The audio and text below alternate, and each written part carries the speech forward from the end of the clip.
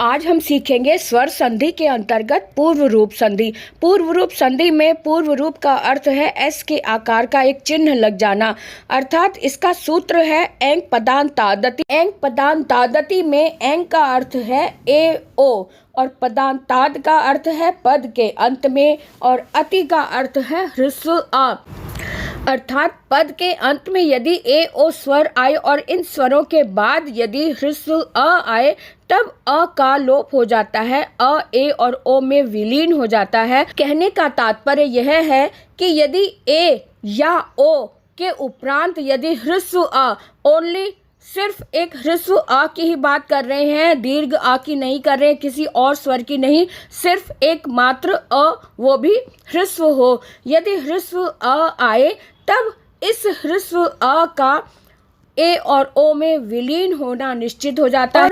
अ के स्थान पर एक निशानी के रूप में एस रूप का एक चिन्ह लगा दिया जाता है, जिसे हम एक स्मारक के रूप में समझ सकते हैं। जब कोई स्वर्ग सिधार जाता है तब उसकी अंत्येष्टि के बाद एक चिन्ह के रूप में उसका स्मारक बना दिया जाता है और स्मारक एक चिन्ह के रूप में वहाँ उपस्थित हो जाता है। लेकिन जो है व्यक्ति वो तो विलीन हो चुका है, वो परमात्मा में विलीन हो चुका है, उसके स्थान पर निशानी के रूप में जैसे कोई चिन्हित कर दिया जाता है, इसी तरह से यहाँ पर भी एस के रूप में एक वक्र रेखा सी खींच दी जाती है ताकि यह पता चले कि यहाँ पर अ स्वर था। इतनी बात समझने के बाद अब हम समझते हैं कि ए धन अ का मतलब है ए के बाद साथ में एस चिन्ह का लगा देना, क्योंकि जब ए आया है तो ए के बाद ह्रस्व अ है, ह्रस्व अ का लोप हो जाता है, इसलिए ए के साथ चिन्ह लगा दिया जाता है।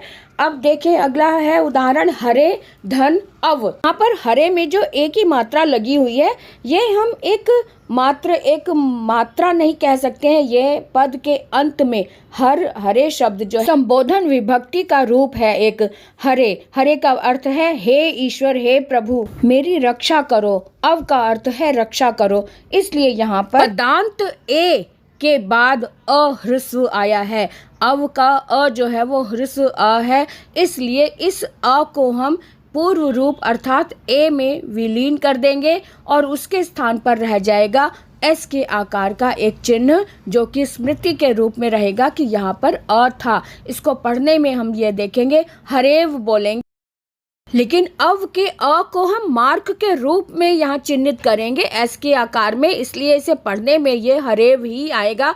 हालांकि यहाँ पर अब आपके मन में प्रश्न उठ रहा होगा कि यह अयादी संधि भी तो हो सकती थी। बिल्कुल सही कह रहे हैं, अयादी संधि भी हो सकती है। अयादी संधि की परिभाषा ये है कि यदि अंत में ए आए और ए के बाद कोई और भिन्न स्वर आए तब ए का अय हो जाता है और अय का आय हो जाता है। यहाँ पर भिन्न स्वर की बात तो है, लेकिन यहाँ पर पद के अंत में पद की बात आप ध्यान रखें कि यहाँ पर एंग पदांतादति अर्थात पद के अंत में, क्योंकि हरे जो है ये एक पद है। हरे शब्द एक विभक्ति का एक रूप है, संबोधन विभक्ति में प्रयोग हुआ है, अर्थात हे हरि मेरी रक्षा करो। हरे और अव इसका अर्थ है हे हरि मेरी रक्षा करो।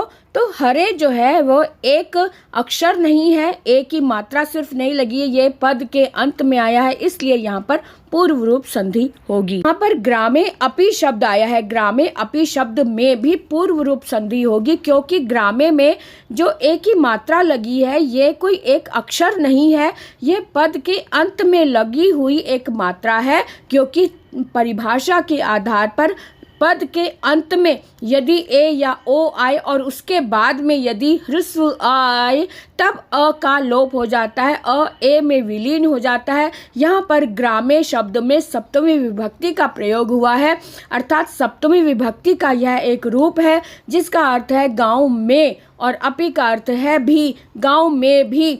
तो यहाँ पर ग्रामे पद है, पद के अंत में ए आया है, इसलिए अपि का अ जो है वो इसमें विलीन हो जाएगा और इसकी संधि बनेगी ग्रामे अपि। तो अभी तक हम देख रहे थे कि पदांत ए अगर आए तब कैसे संधि होती है। अब हम देखेंगे कि पदांत ओ आए तब कैसे संधि होगी।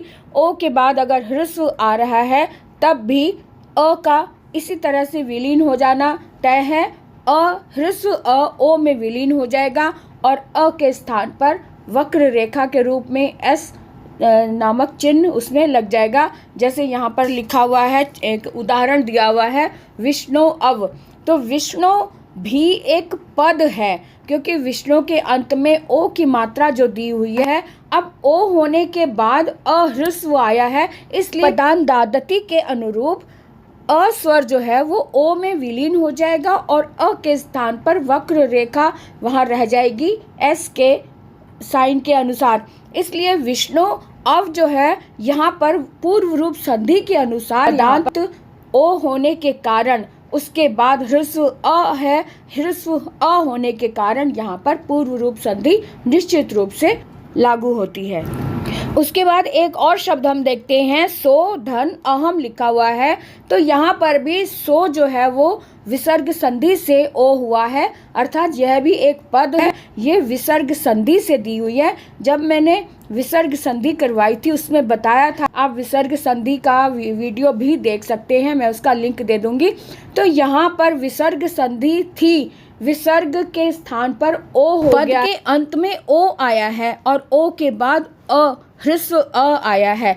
इसी कारण यहाँ पर पूर्व रूप संधि के अनुसार अ जो है वो ओ में विलीन हो जाएगा और अ के स्थान पर एक निशानी के रूप में, एक चिन्ह के रूप में वक्र रेखा यहाँ पे लगा दी जाती है। इसका रूप बनेगा सोहम। तो सोहम जो है ये शिव जी का एक मंत्र है। शिव जी जब भी ध्यान लगाते हैं तब सोहम बोलते हैं। स का मतलब वह है, अहम का मतलब मैं, वह मैं ही हूँ। तो इस तरह से ये एक मंत्र है जो कि पूर्ण रूप से एक पद है, तब अ ओ में विलीन हो जाता है, इसलिए इसकी संधि बनी सोहम। तो इस तरह से आज हमने सीखा पदांत दधि के अनुसार पूर्व रूप संधि कैसे बनती है, और पूर्व रूप संधि को हम अयादि संधि के साथ मैच करके भी देख सकते हैं कि इन दोनों में क्या अंतर है। इनमें अंतर सिर्फ इतना है कि अयादि संधि में अक्षर मिलते हैं और यहाँ पर पद को देखा जाता है, पद के अंत में अगर ए ओ आया तब संधि बनती है।